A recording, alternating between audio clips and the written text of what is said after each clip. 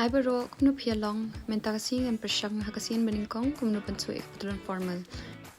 Ti bang ang patnang bentau ya ka Patlun, niki measurements lejong, dan chim na kanik Patlun ka barem, bat ngan lauk sa shoya ka. One eternity later. Ti nga ada panlaw ya kanik Patlun. Bat ngan istri shwa kanam kan bed. Nang pa ngabuo ya kanik Patlun ka bang ada lauk sa, ha ka jain ka bang mutsu.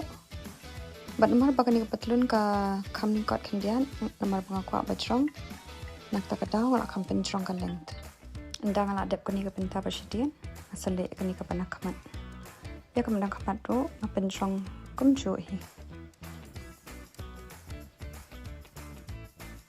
dengan su na kini menta astang shapan join ya ka panadian bat ka panakamat.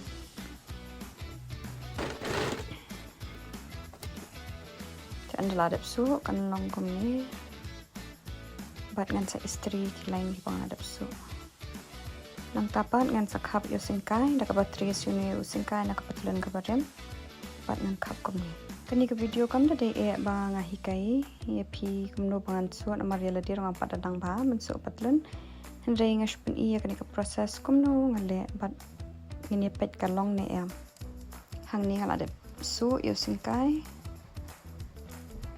bat ngan sedang su saya uzip man su uzip ngam padanan ba dengan hapan picture na YouTube videos kindia andang la kam su tu ala sedang no pan su ini uzip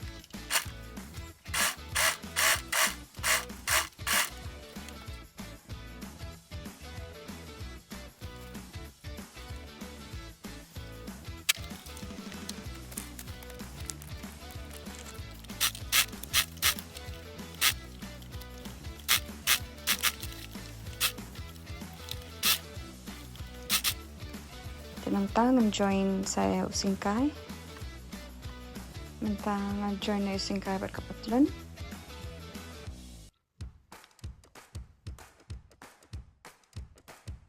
Bat ngan su yuham. Andang adap su ka Patlun kan nokom ni. Ampan la ban ong ba kala long perfect tang ba kala long hi man phong kala fit hi. Bat dang don come through ban improve. Ti kublish puni ki tu baro ki bala pet kan ke video. Bye.